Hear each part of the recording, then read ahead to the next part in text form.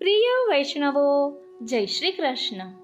કહેવાય છે ને, ગાવો વિશ્વસ્ય માતરઃ, એટલે ગાય સમગ્ર વિશ્વની માતા છે. ઋગ્વેદમાં આ વર્ણન છે. સનાતન ધર્મમાં ગાયને માત્ર એક પ્રાણી તરીકે નહીં, પણ જીવ જગતની પાલક માતા તરીકે માન આપવામાં આવ્યું છે. પૌરાણિક કથાઓમાં વર્ણન છે કે દેવ અને અસુરોના સમુદ્ર મંથનમાંથી પ્રગટ થયેલા 14 રત્નોમાં એક અદ્ભુત રત્ન હતું કામધેનુ ગાય, જેની સેવા કરવાથી દેવતાઓ પ્રસન્ન થાય છે, દુઃખો દૂર થાય છે અને જીવનમાં સુખ શાંતિનો પ્રવાહ વહી જાય છે. પુષ્ટિ માર્ગમાં તો ગૌ સેવા એ પ્રભુ સેવાનો અભિન્ન અંગ છે. શ્રીનાથજીના વ્રજમાં ગૌચારણની લીલા, ગોપાલોના ગીતો અને ગોવાળિયાઓના હાસ્યમાં જ વ્રજની ધડકન છે. ગાયમાં 33 કોટી દેવતાઓનો વાસ છે, એટલે ગાયના દર્શન કરવાથી જ દેવ દર્શનનું પુણ્ય ફળ મળે છે. પ્રિય વૈષ્ણવો, ક્યારેક ગાયોની આંખોમાં નિરીક્ષણ કરીને જોજો, આપને શ્યામ સુંદરના દર્શન થશે. એ ગાયોની કજરારી આંખો, એમાં શ્યામ સુંદરની અનુભૂતિ આપને થશે. બાળ વલ્લભનો અદ્ભુત પ્રસંગ છે. એકવાર વલ્લભ એટલે કે શ્રી મહાપ્રભુજી બાલ્ય અવસ્થામાં એક ગામમાં એક ગૌમાતા પડી રહી હતી, જીવંત પ્રાણવિહીન હતી. ગ્રામજનો દુઃખી થઈને બાળવલ્લભ પાસે આવ્યા. કરુણા ભાવથી ભરાયેલા શ્રી મહાપ્રભુજીએ ગાય પાસે જઈને પ્રેમથી તેના શરીર પર હાથ ફેરવ્યો અને મમત્વથી કહ્યું, ઉઠો પયોદા. એટલે આ પયોદા ગાય એ શ્રી મહાપ્રભુજીના ઘરે જ હતી. એ પ્રસંગ આપણે વિસ્તારથી લઈશું. ગૌ મહિમાના દિવ્ય તત્વો વિશે સમજીએ. અને એક એ પણ કહેવાનું કે શ્યામ સુંદરે ગૌ મહિમા દર્શાવ્યો. શ્યામ સુંદર ફરી ભૂતલ પર શ્રી વલ્લભ પ્રભુ સ્વરૂપે પ્રકટ થયા, એમણે પણ ગૌ મહિમા દર્શાવ્યો. ગાયોની સેવાને વિશેષ પ્રાધાન્ય આપ્યું. શ્રી વલ્લભ પ્રભુ શ્રી ગુસાઈજી સ્વરૂપે ભૂતલ પર પધાર્યા, એમને પણ ગૌ સેવાનો મહિમા દર્શાવ્યો. અને ગાયોની રક્ષા કરી હોવાને કારણે જ વલ્લભકુલના બાળકોને ગોસ્વામીની પદવી પ્રાપ્ત થઈ છે. એ પણ શ્રી ગુસાઈજીના પ્રસંગમાં આપણને જાણવા મળે છે. ગાયોના સ્વામી એટલે ગોસ્વામી. તો ચાલો ને સૌ પ્રથમ ગૌ માતાના દિવ્ય મહિમાને સમજી લઈએ. અને હા, એક એટલું કહીશ કે ગૌ સેવા એ અન્યાશ્રય નહીં, પરંતુ આપણે પુષ્ટિ માર્ગમાં ગાયોનો ખૂબ જ મહિમા છે, એટલે ગાયોની સેવા કરીએ એ જરા પણ અન્યાશ્રય નથી. શ્રીનાથજી ચરિત્રામૃતમાં પણ પ્રસંગ આવે છે કે એક ભોળા પટેલને ગાયોની સેવા ખૂબ કરતા અને તેને ખાવા પીવાનું પણ ભાન ન રહેતું. ખાધા પીધા વગર પણ ચાલે એટલી બધી ગાયોની સેવા કરે. તો તેના પર કૃપા કરવા, તેને પ્રસાદ લેવડાવવા માટે શ્રી સ્વામિનીજી સહિત ઠાકોરજી એમની ખીરકમાં પધાર્યા હતા. આ બધું આપણે સમજીશું. હવે ગૌ મહિમાના દિવ્ય તત્વનું ભાવ દર્શન કરીએ. ગૌમાતા અંગે શાસ્ત્રોમાં અને લોક પ્રસંગોમાં અનેક અદ્ભુત વાતો કહેવામાં આવે છે. ગૌમાતા જ્યાં આનંદથી ઊભી રહી શકે ત્યાંનો વાસુદોષ સમાપ્ત થઈ જાય છે. જ્યાં ગૌમાતા ભાંભરે છે ત્યાં દેવી દેવતાઓ ફૂલો વરસાવે છે. ગાયના ગળામાં ટંકોરી બાંધવી એ વાગે ત્યારે ગૌમાતાની આરતી થાય છે. જે વ્યક્તિ ગાયની સેવા પૂજા કરે છે એના દુઃખો ગૌમાતા હરી લે છે. ગાયના ગર્ભસ્થાને નાગદેવતા રહે છે. જ્યાં ગૌમાતા ફરે છે ત્યાં સાપ વીંછી આવતા નથી. ગાયના છાણમાં લક્ષ્મીજીનો નિવાસ છે. ગાયની એક આંખમાં સૂર્ય અને બીજી આંખમાં ચંદ્રનો વાસ છે. ગાયના દૂધમાં સોનાના તત્વો હોય છે જે રોગનાશક છે. ગૌમાતાની પૂંછડીમાં હનુમાનજીનો વાસ છે. નજર દોષ દૂર કરવા માટે પૂંછડી એ માથા પર ફેરવવામાં આવે છે. ગૌ માતાની પીઠ પર સૂર્યકેતુ નાડી રોજ અડધો કલાક સ્પર્શ કરવાથી રોગોનો નાશ થાય છે. એક ગૌ માતાને ચારો ખવડાવવાથી 33 કોટી દેવતાઓને ભોગ ધરાવ્યો કહેવાય છે. ગૌ દૂધ, દહીં, માખણ, ઘી, ગૌમૂત્ર, પંચગવ્ય હજારો રોગોનો ઉપચાર કરે છે. સૂતી ભાગ્ય રેખા હાથ પર ગોળ રાખીને ગૌ માતાની જીભ ચટાડે તો સક્રિય થાય છે. ગૌ માતાના ચારેય પગની વચ્ચેથી પરિક્રમા ભય મુક્તિ આપે છે. ગૌ ગર્ભથી મહાન ધર્મરક્ષક ગૌકર્ણ મહારાજનો જન્મ. ગૌ સેવા માટે દેવોએ પણ અવતાર લીધા. વાછરડાને જન્મ પછીનું પ્રથમ દૂધ બાંજ સ્ત્રી પીવે તો સંતાન પ્રાપ્તિ થાય.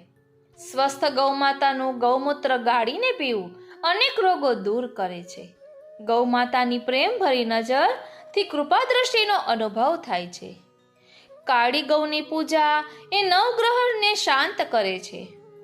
ગાય ચાલતું ફરતું મંદિર છે. દર્શનથી સર્વ દેવ દર્શનનો પુણ્ય પ્રાપ્ત થાય છે.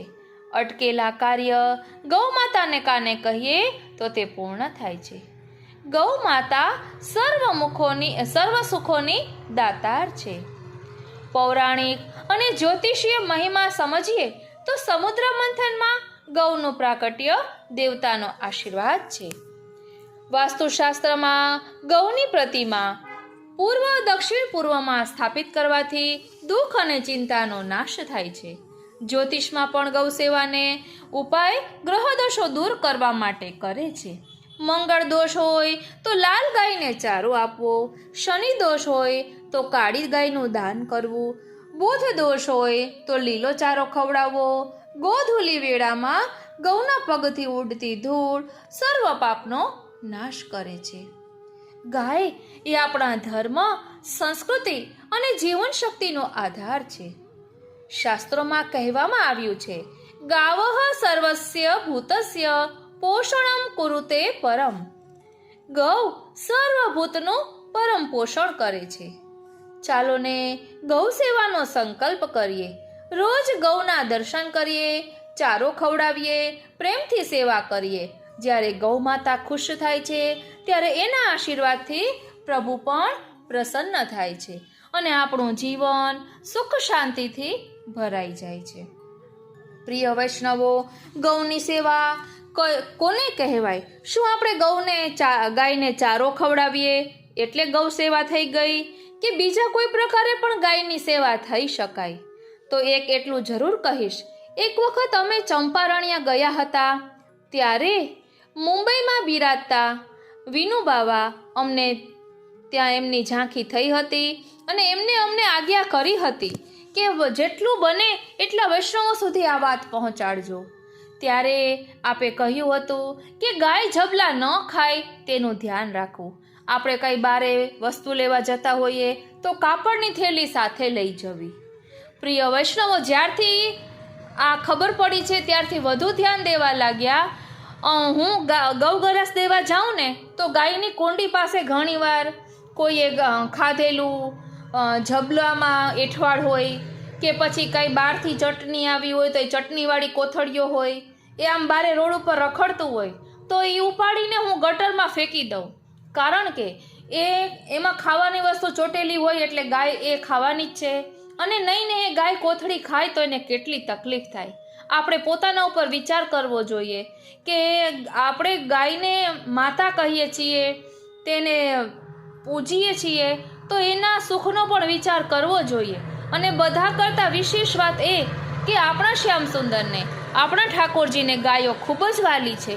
તો આપણે ગાયોનું ધ્યાન રાખશું તો ઠાકોરજી કેટલા પ્રસન્ન થશે. માટે આ રીતે પણ ગાયની સેવા થઈ શકે. અમે ઘણી વખત હાલીને જતા હોઈએ તો રોડ ઉપર પણ એવું કંઈક જોઈએ કે જે લાગે કે જો આ ગાય ખાશે તો એને તકલીફ થશે, તો તરત જ એ જબલું હાથેથી ઉપાડી અને અમે ગટરમાં ફેંકી દઈએ કે ગટરમાં પછી ગાય ખાવા ન જાય. એટલે આ વસ્તુનું પણ ખાસ ધ્યાન રાખવું જોઈએ.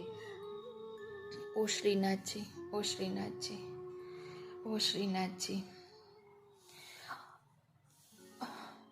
જે વ્યક્તિ ગાયની સેવા પૂજા કરે છે એના દુઃખો ગૌમાતા હરે છે.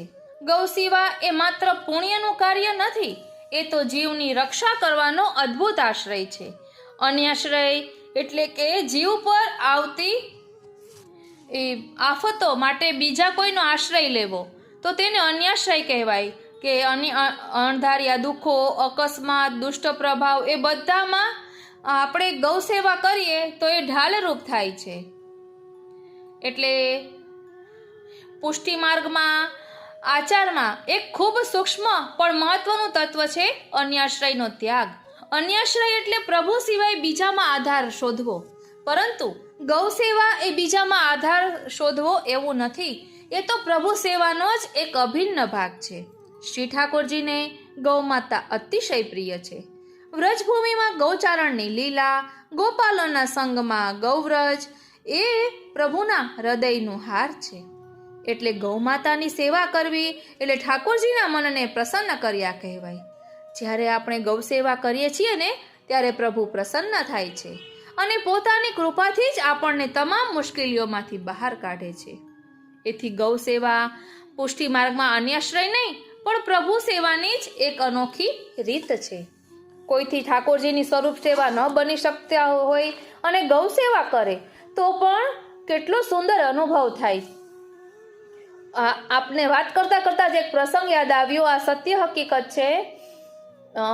હવેલીમાં 2-3 વૈષ્ણવો ગાયોની ખીરક સાફ કરે, એ ગાયોની એ રીતે સેવા કરે તો એમને ઘણી વખત ત્યાં ગાયોની ખીરક સાફ કરે ને ત્યાંથી ઠાકોરજીનું ક્યારેક કુંડલ પ્રાપ્ત થાય, ક્યારેક ઠાકોરજીનો મુગટ હોય. પછી તે ત્યાં વલ્લભકુલના બાળકો પાસે જઈને કહે કે આ મળ્યું છે. એટલે ગાયોની સેવા કરીએ તો આપણે કેટલું બધું પ્રાપ્ત થાય, કેટલી ઠાકોરજીની કૃપાનો અનુભવ થાય. આ એ જ ગૌ માતા છે કે જેની સેવાનો મહિમા શ્યામ સુંદરે દર્શાવ્યો, શ્રી મહાપ્રભુજીએ દર્શાવ્યો, શ્રી ગુસાઈજીએ, શ્રી ગોકુલનાથજીએ બધાએ ગૌ મહિમા વર્ણવ્યો છે. પ્રિય વૈષ્ણવો, મનની તકલીફો અને ચિંતા, દુઃખ દૂર કરવા માટે પણ ગાયને ઘરમાં રાખવામાં આવે છે. ગાયથી સકારાત્મકતા આપણને પ્રાપ્ત થાય છે. વાસ્તુશાસ્ત્ર અનુસાર પરિવારમાં સુખ અને સૌભાગ્ય વધારવા માટે પણ ગાય રાખતા હોય છે. પોતાના વાછરડાને દૂધ પીવડાવી રહી હોય એવી ગાયની મૂર્તિને સ્થાપિત કરવાથી યોગ્ય સંતાનની પ્રાપ્તિ થાય છે. માતા પિતા અને સંતાનમાં પરસ્પર પ્રેમ જળવાઈ રહે છે. અભ્યાસમાં એકાગ્રતા માટે વિદ્યાર્થીઓના સ્ટડી ટેબલ પર ગાયની મૂર્તિ મૂકવાથી સારા પરિણામ મળશે. એવું કરવાથી બધા દેવી દેવતાઓના આશીર્વાદ એમને મળશે. પ્રાચીન કાળથી જ ભારતમાં ગૌધનને મુખ્ય ધન માનવામાં આવ્યું છે અને દરેક રીતે ગૌરક્ષા, ગૌ સેવા તેમજ ગૌપાલન પર જોર આપવામાં આવ્યું છે. આપણા હિન્દુ શાસ્ત્રોમાં, વેદોમાં ગૌરક્ષા, ગૌ મહિમા, ગૌપાલન વગેરેના પ્રસંગો વધુ જોવા મળે છે. રામાયણ, મહાભારત, ભગવદ્ ગીતામાં પણ ગાયનો કોઈને કોઈ રૂપે ઉલ્લેખ મળે છે. ગાય ભગવાન શ્રી કૃષ્ણને અતિ પ્રિય છે. ગૌ પૃથ્વીનું પ્રતીક છે. ગાય માતામાં બધા દેવી દેવતાઓનો વાસ છે. માટે ગૌ સેવાનો ખૂબ જ મહિમા છે. શ્રીનાજી ચરિત્રામૃતમાં પણ ગાયોની સેવાનો મહિમા દર્શાવ્યો છે. ભોળા પટેલની વાર્તામાં. અને શ્રી ગુસાઈજી 4 વર્ષના હતા ત્યારે એમને પણ ગાય માતાનો પાટોત્સવ ઉજવ્યો હતો. તે પ્રસંગ પણ આપણે જાણીએ છીએ. અને ઓ શ્રીનાથજી, ઓ શ્રીનાથજી, ઓ શ્રીનાથજી. અને શ્યામ સુંદરે જે ગૌ મહિમા દર્શાવ્યો એ શ્રી વલ્લભ પ્રભુ શ્રી ગુસાઈજીએ, શ્રી ગોકુલનાથજીએ, વલ્લભકુલના બાળકોએ ગૌ મહિમા દર્શાવ્યો છે. આમ આપણે જોઈએ તો બાળ શ્રી ગુસાઈજીએ ગૌ માતાનો પાટોત્સવ મનાવ્યો. 4 વર્ષની ઉંમરે પણ ગૌ પ્રેમ આટલો બધો. માલાજી ગાયના કંઠમાં ધારણ કરાવી. એક ગાય ખૂબ જ મારકણી હતી, એ પણ પ્રસંગ આવે છે. તો ગુસાઈજીએ તેના શરીર પર હાથ ફેરવ્યો, તેને પૂચકારી તો તે ગાય પણ એકદમ ડાય થઈ ગઈ. આવો મહિમા છે. અને આપણે બહુલાવનનો પણ પ્રસંગ જાણીએ છીએ, શ્રી મહાપ્રભુજી અને પથ્થરની ગાયનો પ્રસંગ, કે જેમાં વર્ણન આવે છે કે એ ગામનું નામ તો ભૂલાઈ ગયું, પરંતુ બહુલા ગાય કરીને એક ગાય હતી, તે પથ્થરની ગાયની બધા વૈષ્ણવો પૂજા કરતા, ત્યાંના બધા લોકો. પરંતુ ત્યાંના મુસલમાન રાજાએ એ પૂજા બંધ કરાવી અને પછી ત્યાં શ્રી મહાપ્રભુજી પધાર્યા હતા. એટલે રાજાએ એમ કહ્યું હતું કે આ પથ્થરની ગાય જો ઘાસ ખાય ને તો પછી પૂજા કરવાનું આપને મળશે. એટલે ત્યાં શ્રી વલ્લભ પ્રભુ પધાર્યા અને ગાયની પૂંછડી તરફ ઘાસ નાખ્યું અને બહુલા ગાયને કહ્યું કે બહુલા ગાય ઘાસ ખા. તો બહુલા ગાયનું મુખ આગળ છે, તો એને આખું મુખ ફેરવી પૂંછડી બાજુ મુખ કરી અને ત્યાંથી ઘાસ ખાધું. એટલે આવો શ્રી વલ્લભ પ્રભુનો પ્રકટ મહિમા બધાએ જોયો, પ્રકટ પ્રતાપ બધાએ જોયો, અનુભવ્યો અને ત્યારથી ફરી પાછું બહુલા ગાયનું પૂજન કરવા મળ્યું. આમ શ્રી ગુસાઈજી, શ્રી મહાપ્રભુજી બધાએ ગૌ મહિમાને દર્શાવ્યું છે. તો આપણે પણ એટલું સમજીએ. અને જૂનાગઢમાં બિરાજતા કૃષ્ણચંદ્ર બાવાશ્રીએ પણ ગૌ મહિમા વિશે ખૂબ જ કહેલું છે અને ગાયોની સેવા કઈ રીતે કરવી એ પણ કહ્યું છે. આમ આપણાથી કંઈ ન બની શકે તો ગૌ સેવા તો કરી જ શકીએ છીએ, કારણ કે એના માટે કોઈ સમય સૂચકતા કે આટલા વાગે જ કરવું કે એવું કંઈ નથી. એટલે આપણા બાળકો સ્કૂલે જતા હોય ત્યારે પણ ગાયને રોટલી આપી શકે, સ્કૂલેથી આવીને પણ ગાયને રોટલી આવી શકે. અને એક ખાસ એ પણ ધ્યાન રાખવાનું કે ક્યારેય ગાયને મારવી નહીં લાકડીએથી. ઘણી જગ્યાએ એવું જોવામાં આવે કે બારે ફર્યું હોય ને ત્યાં ઓ શ્રીનાથજી ત્યાં મોટા મોટા પથ્થર રાખી દેવામાં આવે. એટલે મેં તો પૂછ્યું પણ હતું તો કે અહીંયા ગાય આવે નહીં ને, એટલે તો આપણે એવું કરીએ, જે ગાય કોઈ પણ સ્વાર્થ વિના એનું દૂધ, ઘી, માખણ આપણને બધું આપે છે નિસ્વાર્થ ભાવે, અને એ ગાયો સાથે આપણે આવું વર્તન કરીએ. એક જણાએ તો એમ કહ્યું હતું કે આપણે શાકપાન ને લીલા શાકભાજી જે સુધાર્યું હોય તે બધું હોય ને તે પણ ડસ્ટબિનમાં નાખી દે, કચરાની ગાડી આવતી હોય તેમાં ફેંકી દે, કે આપણી ઘર આંગણા પાસે જો એ નાખીએ તો ગાય ખાય અને પછી ગોબર કરે. બોલો આ રીતે આ કયા લેવલે આપણે છીએ જરાક વિચારવું જોઈએ. મારું તો આમ હૃદય કકડી જાય. અમારે તો વાસણ કરવા બેન કોઈ આવતા હોય ને એ પણ જો એઠવાડ કે કોથળી કે જબલું કે કંઈ પણ ફેંકે ને તો હું તો તરત જ કહી દઉં કે આમ નહીં કરવાનું, અપરાધ તમને જ લાગશે, પાપ તમને જ લાગશે, બીજા કોઈને નહીં લાગે. એટલે આપણે પાપ લાગવાની વાત કરીએ ને તો ચેતી જાય અને પછી ન કરે. તો આ બધું આપણે સમજવું જોઈએ કે આ કેટલું નુકસાન કરે છે. અને આપણે જ આપણી ગૌ માતાને માન નહીં આપીએ તો બીજા તો ક્યાંથી આપે. હમણાં સમાચારમાં પણ જોયું હતું, આ ટ્રમ્પ વિશે આવતું હતું, તેમાં કે ટ્રમ્પ કહે છે કે તમે ત્યાંની ગાયોનું દૂધ અહીંયા મોકલાવે એમ. પણ એ શુદ્ધ શાકાહારી નથી હોતું. ગાયોને ખવડાવવાના ઘાસચારામાં પણ ઓ શ્રીનાથજી મને તો બોલવામાં ઓલું થાય, એમાં પણ ભેળસેળ કરવામાં આવે છે, મીટ મિલાવવામાં આવે છે એમ કહ્યું હતું. અને આપણે તો ગૌપાલન, પશુપાલન એ તો આપણે પહેલાથી ચાલ્યું આવે છે, તો શા માટે આપણે તેને સાચવી ન રાખીએ? ઓ શ્રીનાથજી, ઓ શ્રીનાથજી, ઓ શ્રીનાથજી, ઓ શ્રીનાથજી, હે ભગવાન, હે શ્રીનાથજી. એટલે એટલું જ કહીશ કે આપણે આપણી આત્મા જાગૃત કરવી જોઈએ. આંખ આડા કાન કરી દઈએ.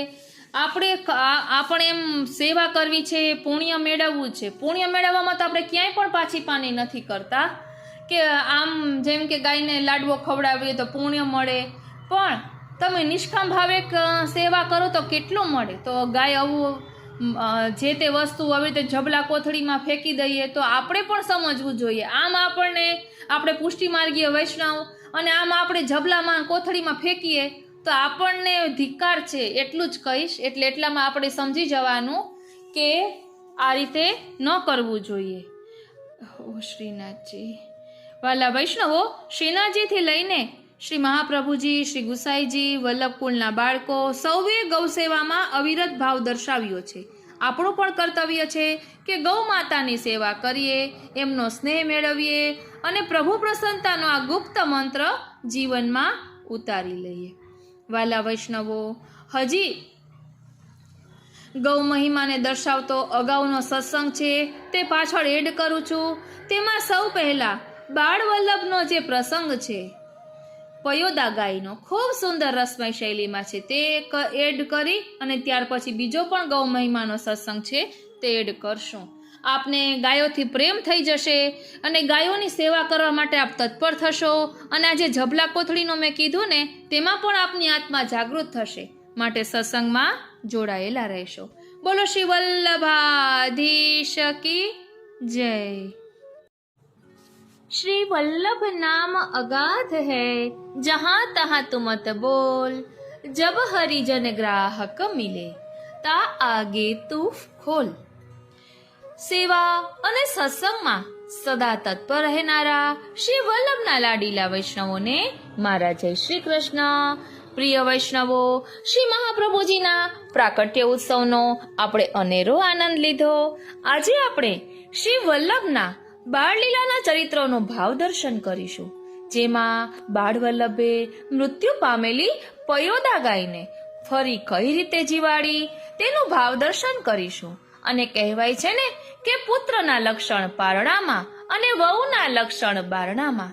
તેવી રીતે નાનપણથી જ આપણને ખ્યાલ આવી જાય કે આપણા સંતાનો મોટા થઈને શું કરશે, તેનું ભાવ દર્શન આજના સત્સંગમાં આપણે કરીશું.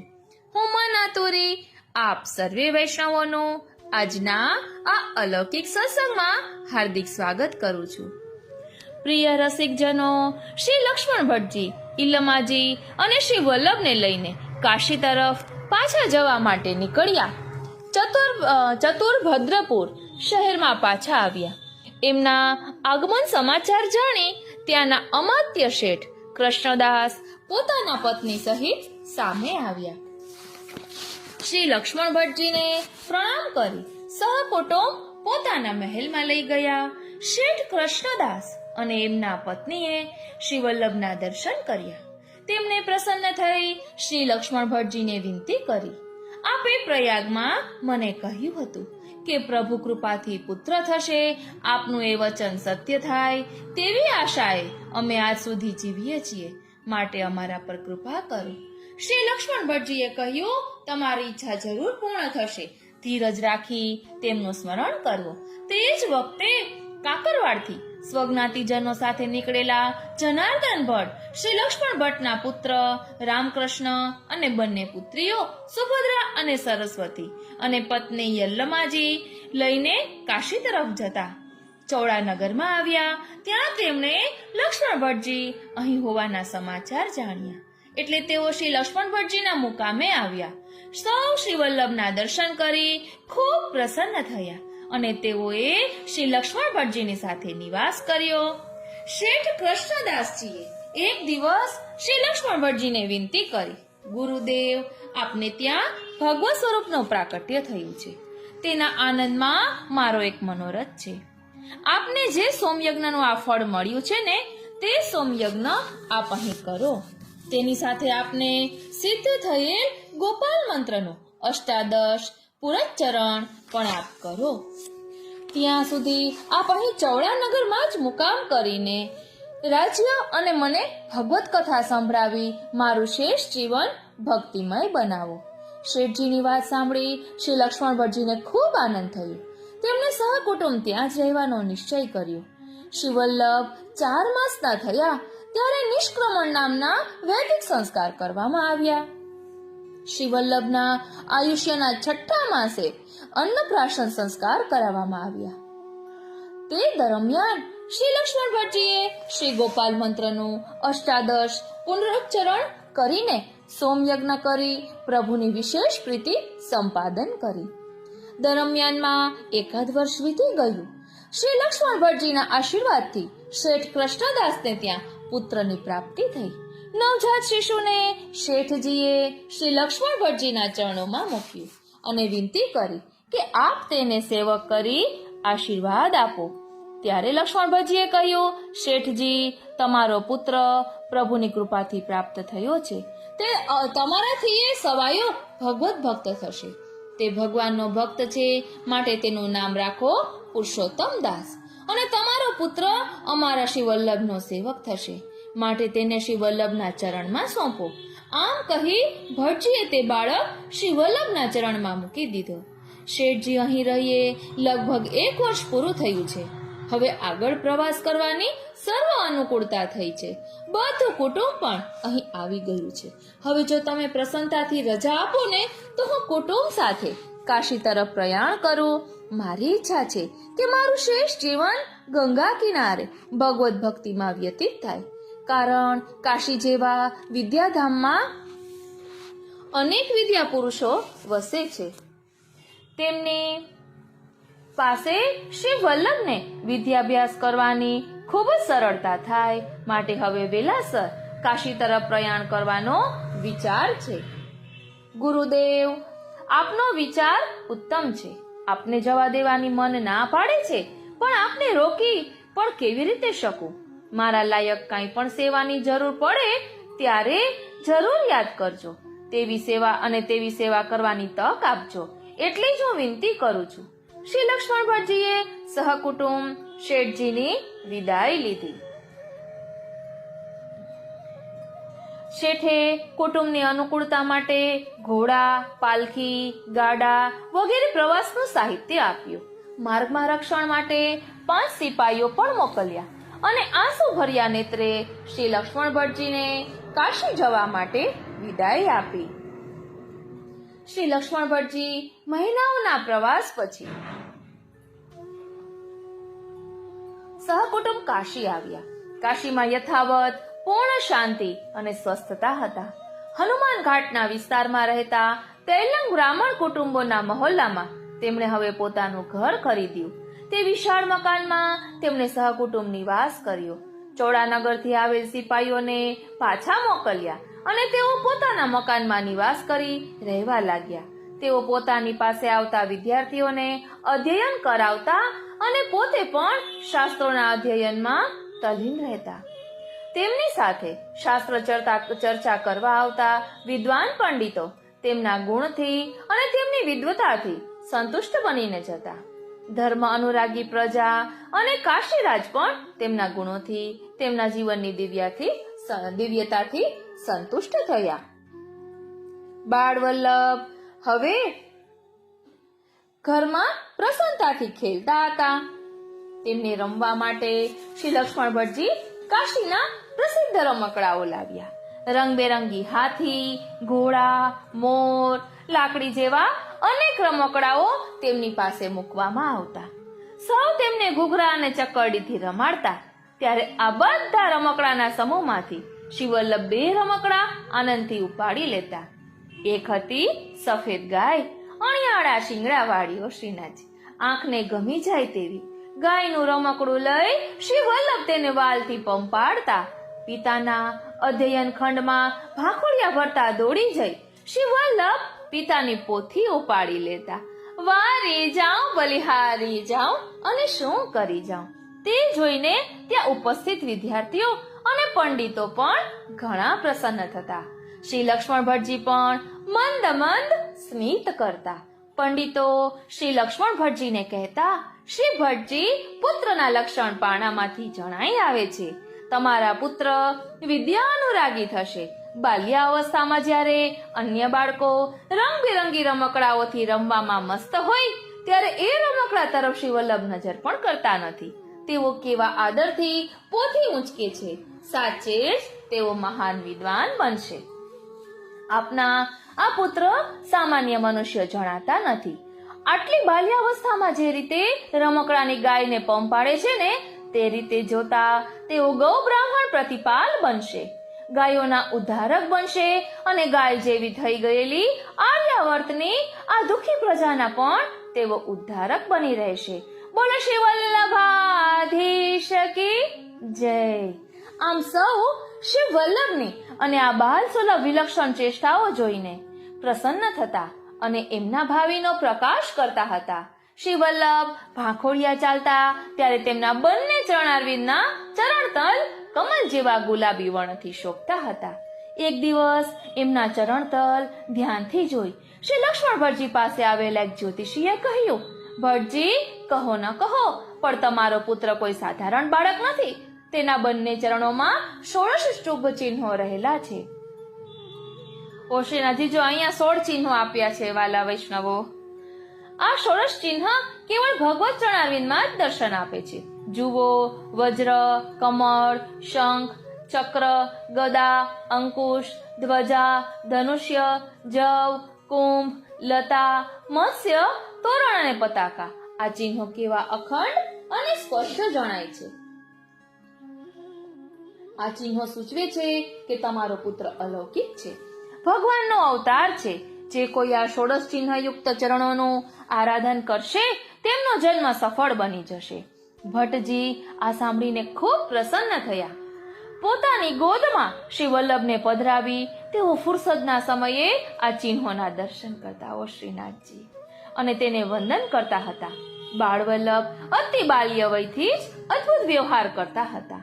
માતા પિતા અને પોતાના ભાઈ બહેન સાથે સૌમ્ય સ્વરમાં ખૂબ વિવેક અને આદરથી વાતો કરતા. પિતાના અગ્નિહોત્રની સન્માનપૂર્વક પરિક્રમા કરતા. સૌના તરફ પ્રસન્નતા ભરેલી દ્રષ્ટિથી જોઈ સૌને પ્રસન્ન કરતા હતા. તેઓ બોલતા શીખ્યા પછી વારંવાર પિતાના અધ્યયન ખંડમાં દોડી જતા. ત્યાં ઉપસ્થિત સાધુ સંન્યાસી અને પંડિતો વચ્ચે ધર્મ વાર્તાઓ થતી તેનું શ્રવણ કરતા. જ્યાં ધર્મ ચર્ચામાં કોઈ નિર્ણય ન થાય ને ત્યાં બાળ સુલભ વાણીમાં એ ચર્ચાનું બહુ જ ઓછા શબ્દોમાં નિરાકરણ લાવી આપતા ઓ શ્રીનાથજી. તેમના આવા ચમત્કારયુક્ત વચનો સાંભળી સર્વ વિદ્વાનો આશ્ચર્યચકિત થતા. વિદ્વાનો શ્રી લક્ષ્મણ ભટ્ટજીને કહેતા, ભટ્ટજી, આપના પુત્ર શ્રી વલ્લભ વાકપતિ છે, બાલ સરસ્વતી છે. સાચે જ એમના મુખમાં સરસ્વતી વસેલા છે. ઈશ્વર સિવાય આટલી નાની વયમાં આવી ગહન ધર્મ ચર્ચા બીજું કોણ કરી શકે? સૌ તેમને હવે બાલ સરસ્વતી અને વાકપતિ કહી વંદન કરતા. એક દિવસ શ્રી વલ્લભ તેમના બાલ મિત્રો સાથે ઘરના પ્રાંગણમાં ખેલી રહ્યા હતા. સૌ બાલ મિત્રોએ શ્રી વલ્લભને પૂછ્યું, વલ્લભ, તમે કહો તો આજે આપણે રાજાની રમત રમીએ. ખૂબ મજા પડશે. તમે રાજા બનો. બીજાએ કહ્યું, હું તમારો પ્રધાન બનીશ. ત્રીજાએ કહ્યું, હું સેનાપતિ બનીશ. આમ સૌ પોતપોતાના હોદ્દા પણ નક્કી કરવા લાગ્યા. રાજાની રમતનો સૌનો ઉત્સાહ જોઈ મંદ સ્મિત કરવાતા શ્રી વલ્લભે કહ્યું, રાજા બનવું મને નહીં ગમે. તમે જાણો છો, રાજા મૃત્યુ પામે ને ત્યારે તેનો નરકમાં વાસ થાય છે, કારણ કે તેના હાથે ઘણા બધા પાપ થાય છે. પ્રજાને પીડનાર રાજા બનવામાં શી મજા આવે? મને તો શિક્ષક થવું ગમે, ગુરુ બનવું ગમે. મિત્રો, આપણી બાલ્યાવસ્થાના આ કિંમતી વર્ષો શીતને રમતમાં વેડફી નાખીએ. ચાલો, હું ગુરુ બનો, તમે સૌ શિષ્યો બનો અને તમને હું ભગવાનની વાતો કહું. આ રમત તમે કદી નહીં રમ્યા હોય ઓ શ્રીનાથજી. સૌ મિત્રો ખુશ થઈ ગયા. રમતની વાત સાંભળી સૌ તાળીઓ પાડવા લાગ્યા. પ્રાંગણમાં આવેલા એક વૃક્ષ નીચે આસન બિછાવી શ્રી વલ્લભ બેસી ગયા. બધા મિત્રોને કહ્યું, તમે મારી સામે બેસી જાઓ. અને પછી શ્રી વલ્લભે પોતાની નાની આગવી વિદ્યાશાળા શરૂ કરી. બાળકોને શ્રી કૃષ્ણની વાતો કહેવા માંડી. સૌ બાલકૃષ્ણના રસમય ચરિત્રો સાંભળવામાં મગ્ન બની ગયા. એકવાર શ્રી વલ્લભે જોયું તો ઘરના સૌ વડીલો ઘરની પાછળના વાડામાં એકત્ર થયા છે. સૌના મુખ ઉપર ઉદાસીનતા છે. શ્રી બાળ વલ્લભ તેમની નજીક પહોંચી ગયા. પિતાની આંગળી પકડી પૂછે છે, तात, તમે સૌ કેમ ઉદાસ છો? પિતાજીએ કહ્યું, વત્સ, આપણા સૌની માનીતી ગાય પયોદા મૃત્યુ પામી છે. શ્રી વલ્લભ આ સાંભળીને જળ બનેલી ગયેલી પયોદા ગાયની પાસે ગયા. તેમને શ્રી લક્ષ્મણ ભટ્ટજીની બીજાઓની સાથે થતી વાતચીત સંભળાઈ. કેવી સુંદર ગાય હતી. શેઠ કૃષ્ણદાસે ચોડાનગરથી વિદાય વખતે આગ્રહ કરીને આપેલી.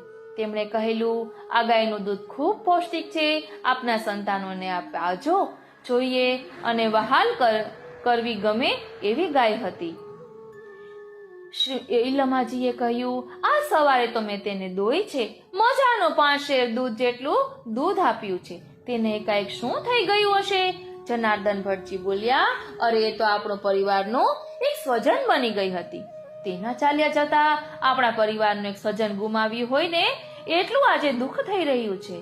શ્રી વલ્લભે પયોદા ગાયની સામે પ્રસન્ન મધુર નેત્રોથી દ્રષ્ટિ કરી, પોતાના કોમળ શ્રી હસ્ત ગાયના મૃત શરીર પર ફેરવ્યો અને ગાયના લલાટ ઉપર તે હસ્ત મૂકી પોતે અત્યંત પ્રેમથી કહ્યું, પયોદા ઉત્તિષ્ઠ, પયોદા ઉત્તિષ્ઠ, પયોદા ઉત્તિષ્ઠ એમ 3 વખત બોલ્યા અને ત્યાં સૌના આશ્ચર્ય વચ્ચે ગાઢ નિદ્રામાંથી આળસ મળીને ઊભી થતી હોય ને તેમ પયોદા ગાય ચારેય પગે ઊભી થઈ ગઈ.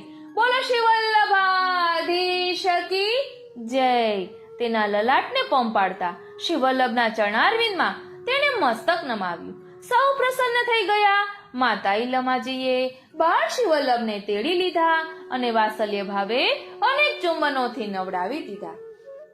એક દિવસ શ્રી લક્ષ્મણ ભટ્ટ ગંગા સ્નાન કરીને ઘેર પાછા આવ્યા.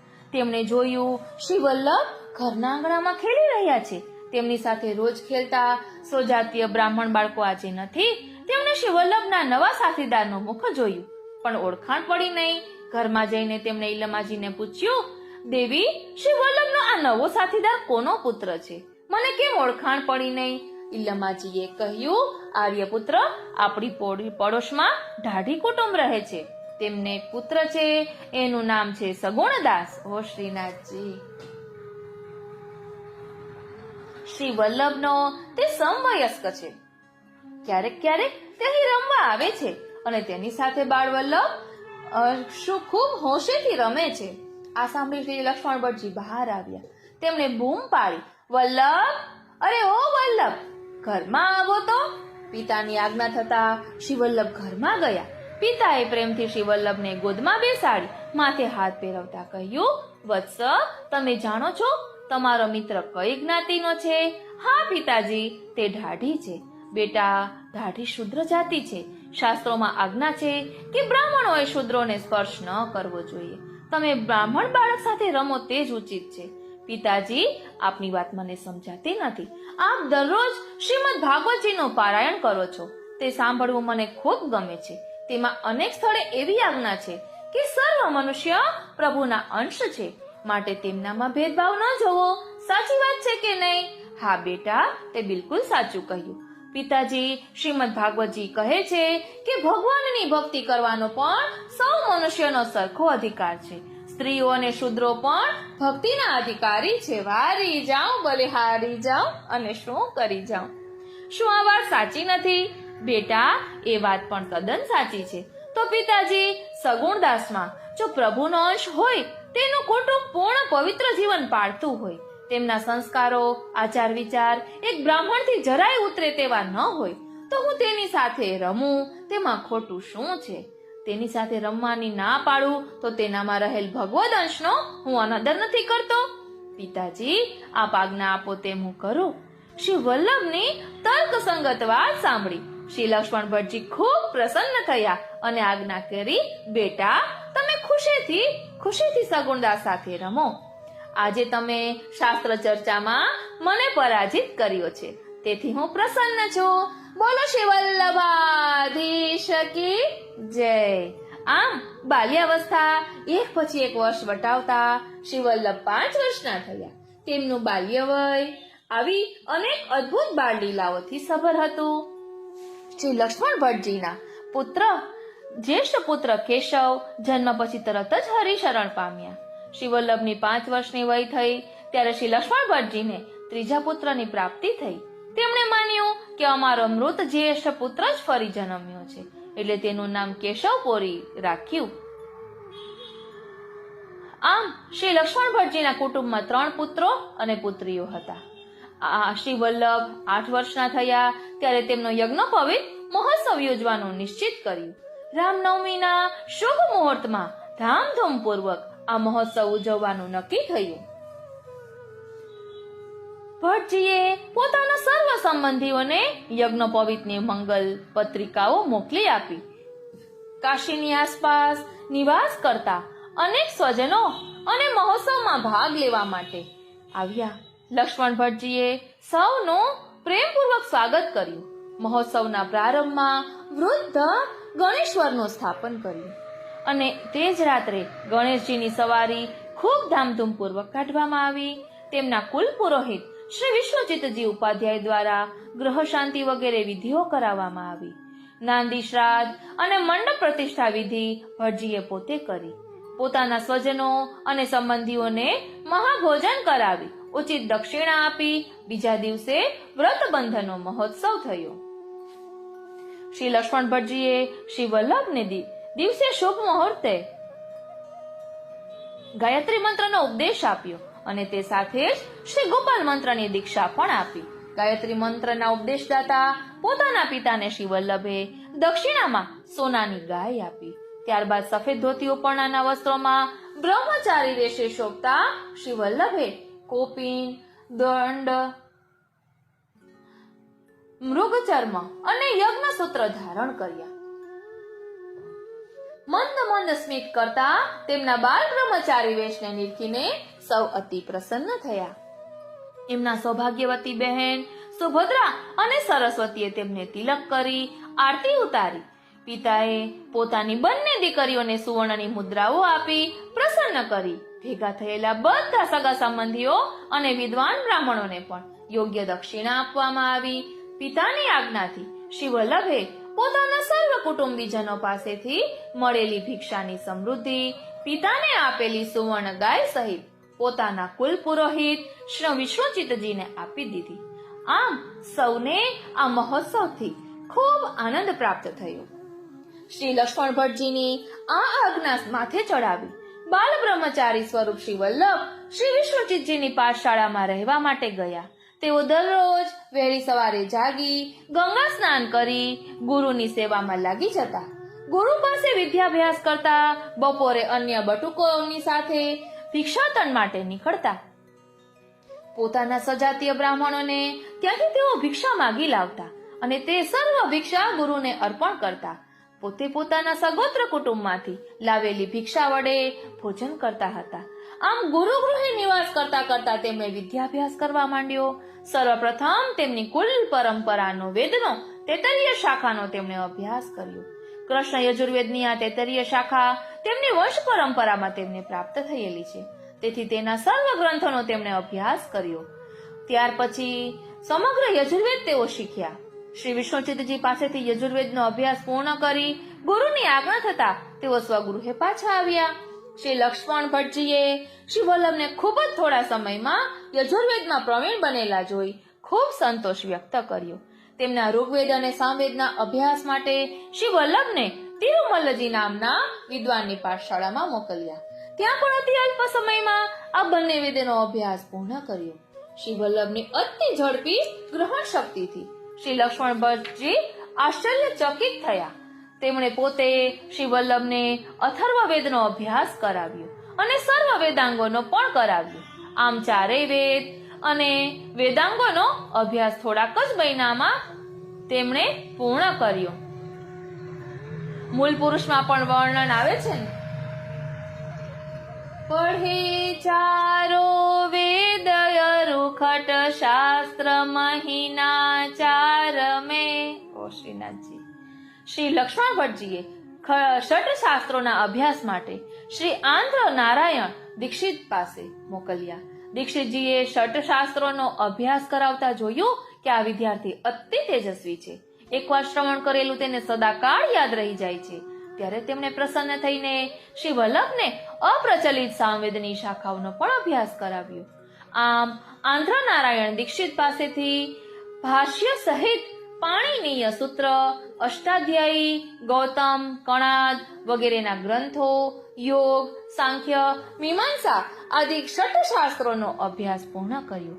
શ્રી લક્ષ્મણ ભટ્ટજીએ પોતાના બાલ સરસ્વતી અને વાકપતિ પુત્રને સ્વધર્મ એવા વૈષ્ણવ ધર્મના શાસ્ત્રોનો અભ્યાસ કરાવવા માટે માધવ સંપ્રદાયી માધવેન્દ્ર યતિને સોંપ્યા.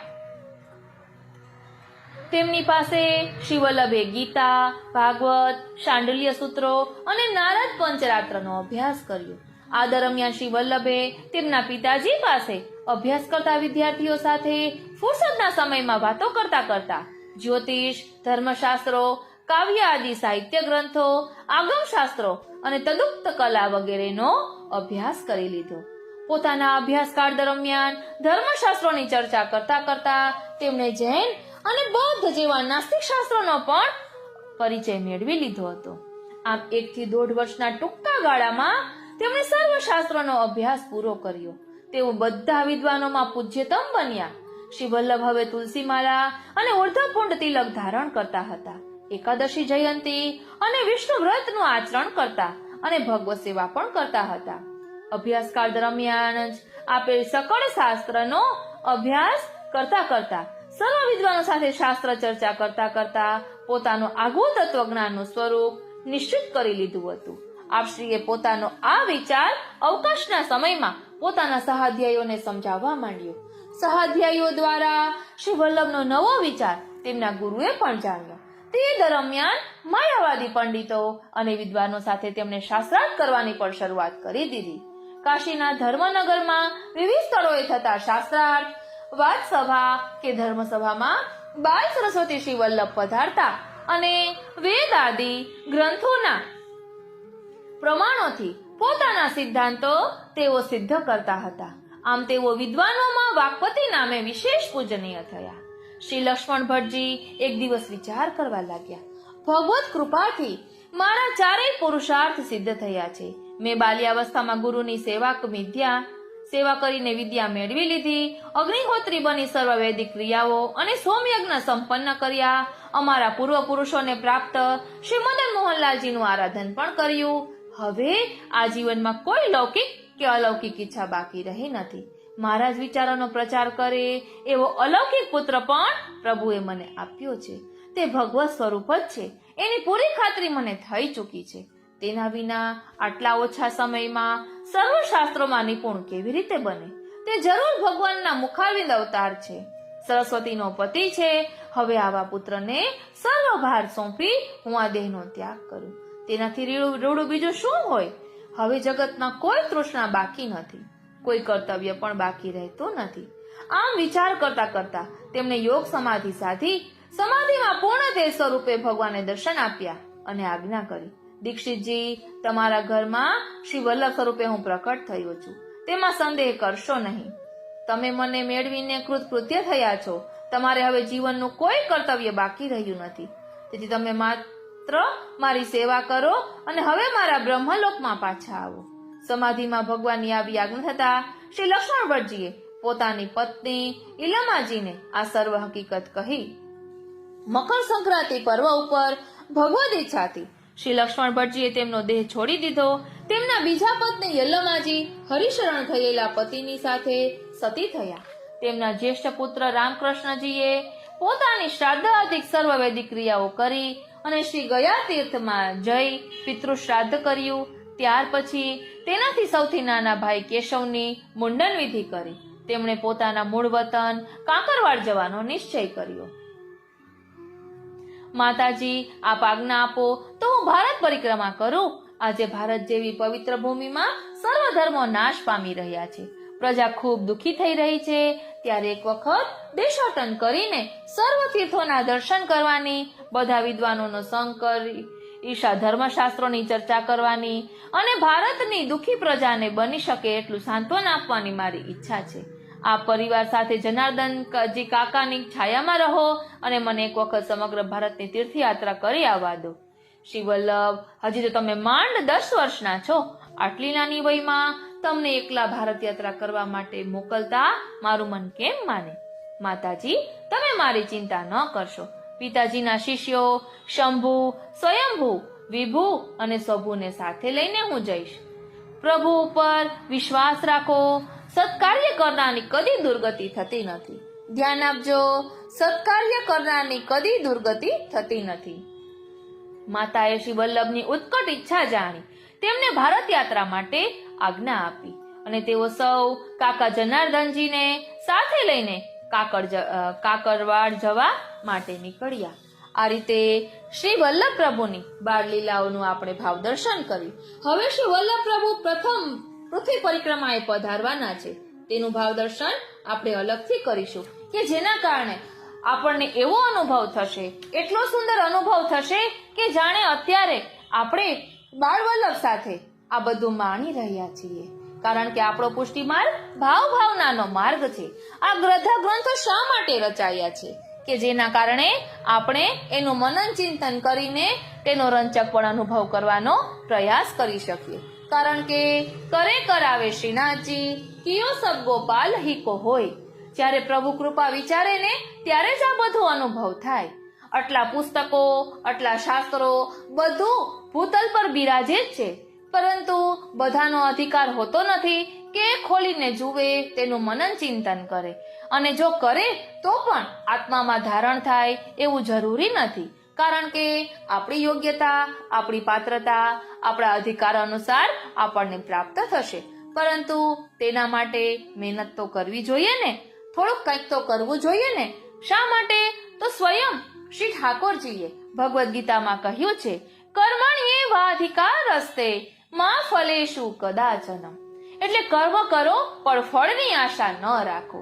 તો આપણે પણ ભગવત ચિંતન કરીએ, પુસ્તકોનું વાંચન મનન ચિંતન કરીએ, પરંતુ નિષ્કામ ભાવે, કે જેના કારણે આપણી યોગ્યતા, આપણી પાત્રતા, આપણા અધિકાર અનુસાર શ્રી વલ્લભ આપણા પર કૃપા કરે જ છે અને હજી કરશે.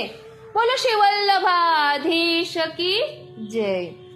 આજનો આ સત્સંગ શ્રીનાથજી, શ્રી યમુનાજી, શ્રી મહાપ્રભુજીના ચરણારવિંદમાં સમર્પિત કરું છું અને એ જ વિનંતી ધરું છું કે આપની આ બાળ લીલાઓને અમે અમારા આત્મપટલ પર ધારણ કરી એ લીલાઓનો અનુભવ કરી શકીએ એવી કૃપા કરો.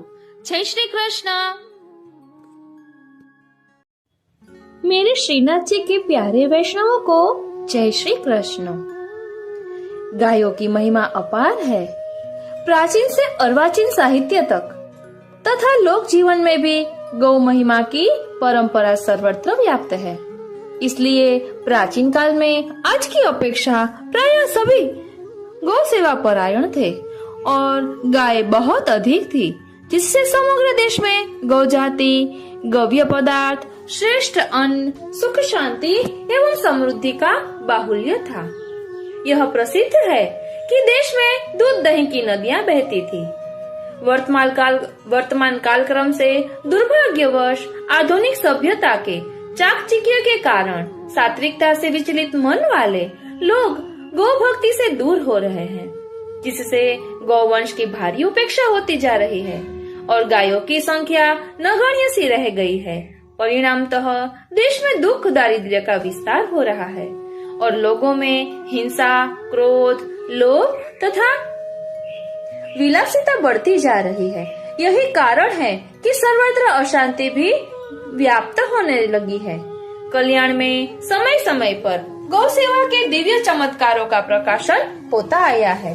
उन्हीं में से कुछ विशेष उपयोगी सामग्री का संकलन कर लोक उपकार की दृष्टि से हम आज यह सत्संग करने जा रहे हैं।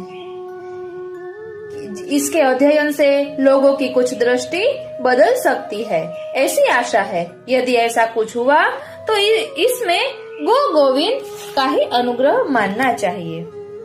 वाला वैष्णवो, આ બધી સત્ય ઘટનાઓ છે, કોઈ મનોકલ્પિત ઘટના નથી। માટે જરૂરથી ધ્યાન દઈને સાંભળશો કે આપણા જીવનમાં ગૌ માતાનું કેટલું મહત્વ છે। गैया लगे मोहे प्यारी जग पालनहारी। गौ सेवा से यम यातना छूट जाती है। कसाई के हाथ गाय बेचने से सर्वनाश होता है। गौ भक्ति का चमत्कार बहुत ही प्रसिद्ध है। गौ माता का अपमान करना मानवता नहीं दानवता है। ऐसे कुछ प्रसंगों का आज हम चिंतन करेंगे। सबसे पहले देखते हैं गौ सेवा से यम यातना छूट गई। गौ सेवा से यम यातना छूट गई।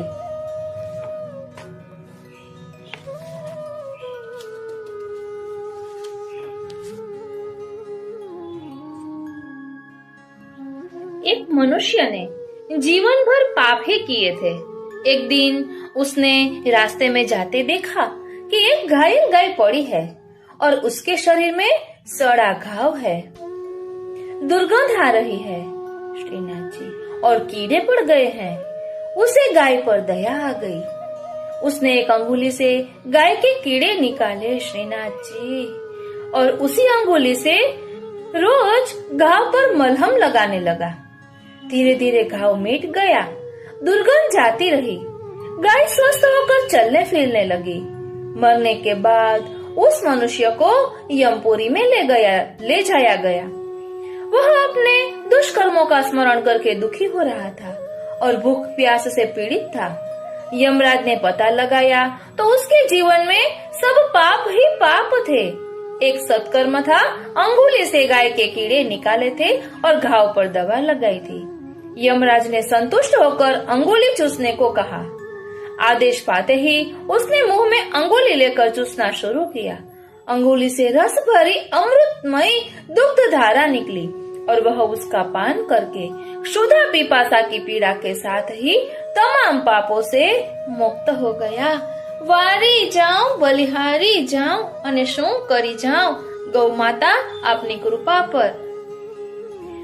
ત્યારબાદ છે कसाई के हाथ गाय बेचने से सर्वनाश। कसाई के हाथ गाय बेचने से सर्वनाश। एक गांव में एक धनी वैश्य घराना था। घर धन धान्य से संपन्न था और कुटुंब में 70-75 आदमी थे। उनके घर में गौएं भी थी। उनमें एक ऐसी गाय थी जो चरने को खोलने को समय और दूहने के समय उठाते समय बहुत तंग करती थी। घर के लोगों ने उसे कसाई के हाथ बेच देने का निश्चय किया। श्रीनाथ जी, एक दिन गांव में कसाई आया और उन लोगों ने उसके हाथ गाय बेच दी। कसाई जब गाय को खोलने गया तब रस्सी खोलते ही वह खड़ी हो गई और कसाई के आगे आगे चल दी। गांव के लोगों ने बहुत रोका, कहा कि लाला जी गौ को वापस ले लो, यह साक्षात लक्ष्मी है, इसे कसाई के साथ मत जाने दो। परंतु उन लोगों ने बात नहीं मानी। गाय को कसाई ले गया और वह काट डाली गई। अरे श्रीनाथ जी, रात को स्वप्न में वैश्य ने देखा मानो गौ माता शाप दे रही है। तूने मेरी वास्तविकता नहीं समझकर मुझे निर्दयी कसाई के हाथों बेच दिया, अतएव अब शीघ्र ही तेरा सर्वनाश हो जाएगा। श्रीनाथ जी, कहना न होगा कि इसके कुछ ही दिनों के बाद बड़े जोर से बाढ़ आई और उसमें उसका तमाम अनाज बह गया। लोगों के गिरवी रखे हुए जेवर और बर्तन खत्ती में थे, वे सब के सब बह गए। इसके बाद ही प्लेग का प्रकोप हुआ और 7-8 दिनों में ही स्त्री पुरुष बच्चे मिलकर घर के 60 आदमी बेमौत मर गए। इस तरह हरी भरी धन धान्य संपन्न गृहस्थी गौ माता के शाप से कुछ ही दिनों में उजड़ गई, जो अब तक भी नहीं संभल सकी है। यह सत्य घटना है वैष्णवो, એટલે ક્યારે પણ આપણે ગાયને હેરાન ન કરવી જોઈએ। गौ सेवा एक व्यक्ति ने बहुत ही अल्प मूल्य पर पूर्व बंगाल में एक जूट प्रेस खरीदा, जिसके संबंध में ऐसा प्रसिद्ध था कि जो भी व्यक्ति यह प्रेस लेगा उसको कोई आर्थिक लाभ तो होगा ही नहीं, साथ ही उसको लेते ही कुछ अमंगल भी हो जाएगा। बात भी सत्य थी, फिर भी इतनी बड़ी संपत्ति अल्प मूल्य में मिल रही है, यह जानकर उन्होंने प्रेस खरीद लिया। प्रेस लेने के बाद कई प्रकार की शारीरिक आर्थिक विपत्तियां आई। जगन्नाथ रथ यात्रा से लौटकर जब स्वामी जी कलकत्ता पधारे और उनके यहाँ ठहरे तो उन्होंने स्वामी जी को उपयुक्त सब बातें बताई और एक दिन स्वामी जी को प्रेस दिखाने के लिए भी उस स्थान पर ले गए। गंगा तट पर सुरम्य स्थान पर विस्तृत जगह में प्रेस देखकर स्वामी जी ने कहा कि तुम्हारे ऊपर भगवान की कृपा है, जो ऐसा स्थान अनायास ही प्राप्त हो गया है। अब इसको बेचने का विचार छोड़कर ऐसा उपाय करो जिससे इसका अमंगल दूर हो जाए। वह उपाय है गौ सेवा। यहाँ पर यथाशक्ति अच्छी गायें रखो। कुछ गायों का दूध स्वयं अपने उपयोग में न लाकर उनके बछड़ों को ही पीने दो। प्रेम पूर्वक उनके चारा दाना आदि की सुव्यवस्था करो और स्थान के मध्य में भगवान श्री गोपाल कृष्ण का सुंदर छोटा सा मंदिर बनवा दो। श्रीनाथ जी, इन कारखानों के सभी अमंगल स्वयमेव ही दूर हो जाएंगे। उन्होंने ऐसा ही किया। भगवत कृपा और गौ सेवा, जो कारखाना भूतहा प्रेस के नाम से प्रसिद्ध था, उसमें सुख शांति और समृद्धि का निवास हो गया। पहले तो लोग उसमें काम करने को तैयार नहीं थे। कहा करते थे कि उसकी मशीनों को रात्रि में भूत चलाते हैं। उसी स्थान पर गौ सेवा के प्रभाव से नई नई मशीनें लगने लगी और उस कारखानों के स्वामी को पर्याप्त लाभ मिलने लगा। ऐसी है हमारी गौ माता का प्रताप। जब मालवीय जी ने त्रिवेणी का जल लेकर गौ रक्षा की प्रतिज्ञा की, वह प्रसंग। महामना पंडित मदन मोहन जी मालवीय महाराज गौ सेवा की साकार प्रतिमा थे। जनवरी सन 1928 में प्रयाग में त्रिवेणी के पावन तट पर अखिल भारतीय वर्ष सनातन धर्म सभा का अधिवेशन था। व्याख्यान वाचस्पति पंडित दीनदयाल जी शर्मा शास्त्री भी अधिवेशन में महामना के साथ उपस्थित थे। महान गौ भक्त हासानंद जी वर्मा गौ हत्या के विरोध में काला कपड़ा पहने तथा मुंह पर कालिख पोते हुए अधिवेशन में उपस्थित हुए। मालवीय जी महाराज को संबोधित कर गौ भक्त हासानंद जी ने कहा, गौ माता भारत तथा हिंदुत्व का मूल है। आप गौ हत्या बंदी के लिए कोई ठोस योजना बनाइए। इस पर महामना बोल उठे, हासानंद तो मुख में कालिख लगाकर फिर मेरे सामने आ गए। अरे, गौ हत्या के कारण केवल तुम्हारा मुंह ही काला नहीं हो रहा है, हम सब भारतवासियों के मुख पर कालिख है। आओ गौ रक्षा के भीम गंगा जल से तुम्हारे मुख की कालिमा को धो दूं। महामना ने त्रिवेणी के पावन जल से गौ भक्त हासानंद जी के मुंह की कालिख धो डाली तथा उसी समय त्रिवेणी का पावन गंगा जल हाथ में लेकर प्रतिज्ञा की, हम जीवन भर गौ रक्षा तथा गौ सेवा के लिए प्रयासरत रहेंगे। इसी समय पंडित दीनदयाल जी ने गौ सप्ताह मनाने का प्रस्ताव रखा था। अखिल भारतीय गौ रक्षा कोष की स्थापना की घोषणा की गई।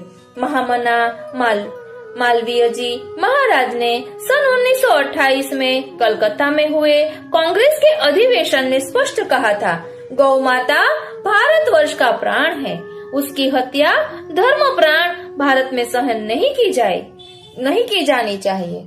ऐसी हमारी गौ माता है। गौ माता की कृपा का अनुभव देखे तो घटना हमारे यहाँ श्री रामपुर मिल की है।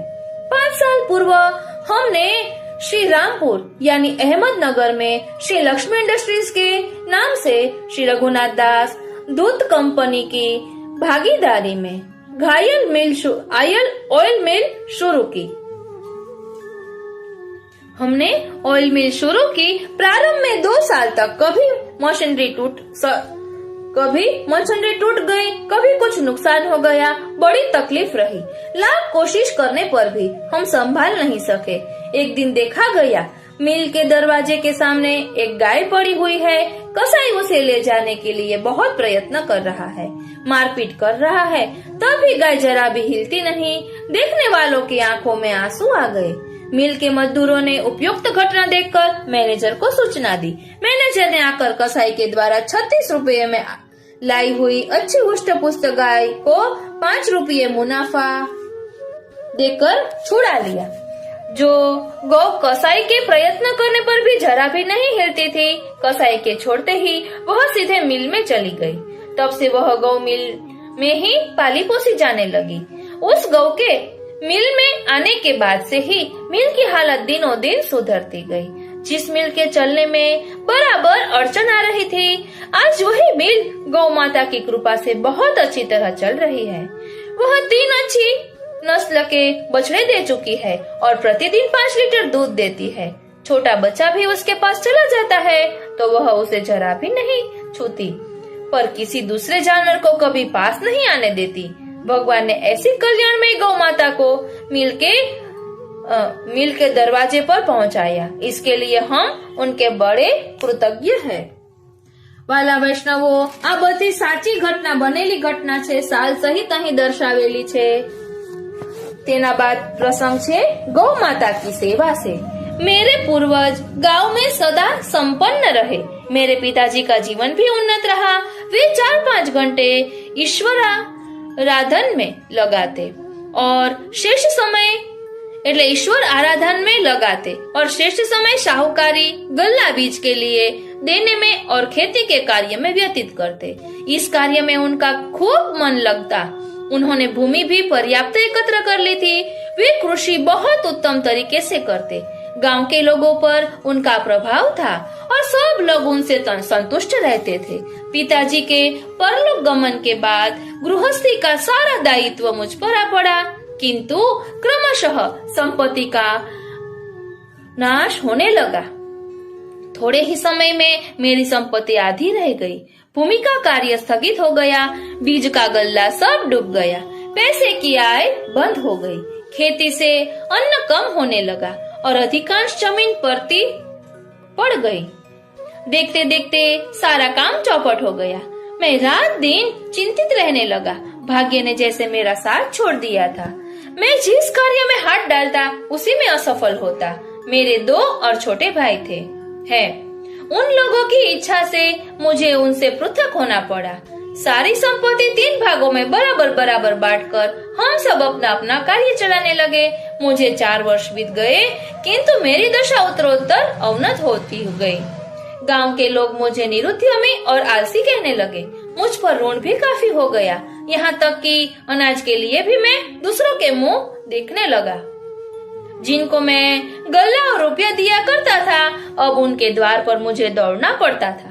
किंतु इतना होने पर भी मैं धैर्य नहीं छोड़ सका और भगवान का भरोसा मेरे मन में बना रहा।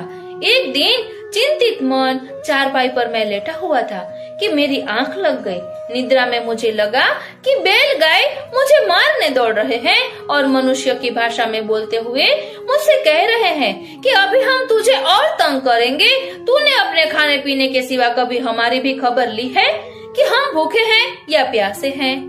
सारो गौशाला में कभी जाकर देखा भी है कि वह साफ है या हम गोबर मूत्र में पड़े हैं? तू अपने इसी पाप का परिणाम भोग रहा है। तू अब भी चेत जा और अपना तरीका बदल दे, नहीं तो अंततः तेरा सर्वनाश हो जाएगा। गाय बैलों के वचन सुनकर मुझे बहुत व्यथा हुई और मैं चौंक कर जाग उठा। मैंने देखा यह तो स्वप्न था।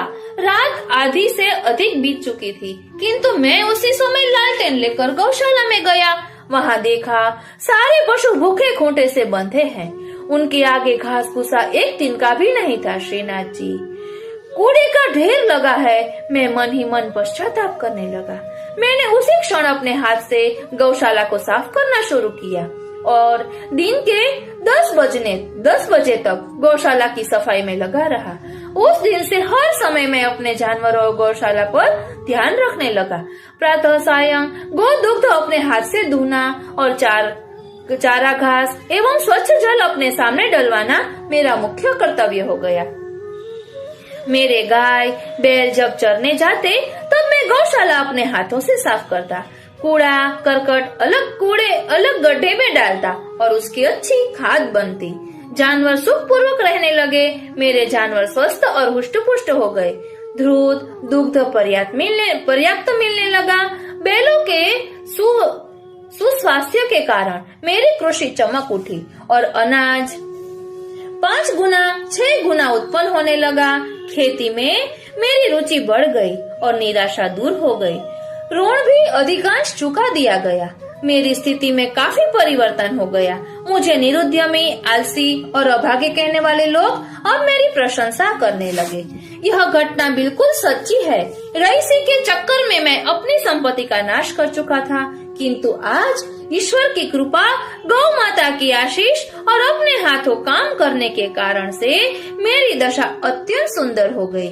यदि कोई गौपालक, कृषक भाई मेरी तरह दरिद्र नारायण के शिकार हो गए हैं तो उन्हें मेरे पथ का अनुसरण करना चाहिए। मैं डंके की चोट पर कहता हूँ कि भगवान पर विश्वास और गौ माता की सेवा से बुरी हालत बदलकर अच्छी हो जाएगी। बोलो गौ माता की जय। ત્યારબાદ પ્રસંગ છે કે ગૌ કે પ્રતિ નિર્દય કા કારણ વર્ણ સંકરતા।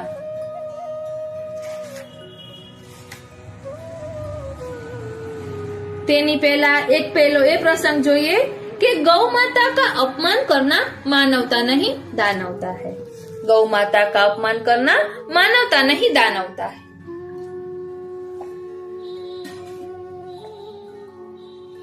यह काश्मीर नरेश महाराज श्री प्रताप सिंह जी के जीवन की एक सच्ची घटना है।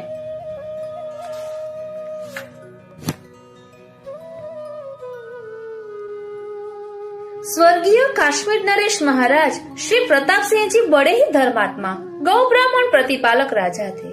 आप कट्टर सनातन धर्मी, वेद शास्त्रों के ज्ञाता, जितेंद्रिय धर्मात्मा और प्रजापालक थे।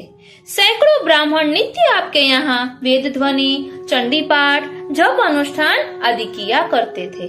और क्या मजा जो राज्य में कोई गौ हत्या कर सके और गौ माता की ओर अंगुली उठाकर भी देख सके। एक बार परम प्रतापी काश्मीर नरेश महाराज श्री प्रताप सिंह जी कहीं जा रहे थे और साथ में बड़े बड़े अधिकारी भी थे। किसी ने देखा रास्ते में आगे एक गाय बैठी है।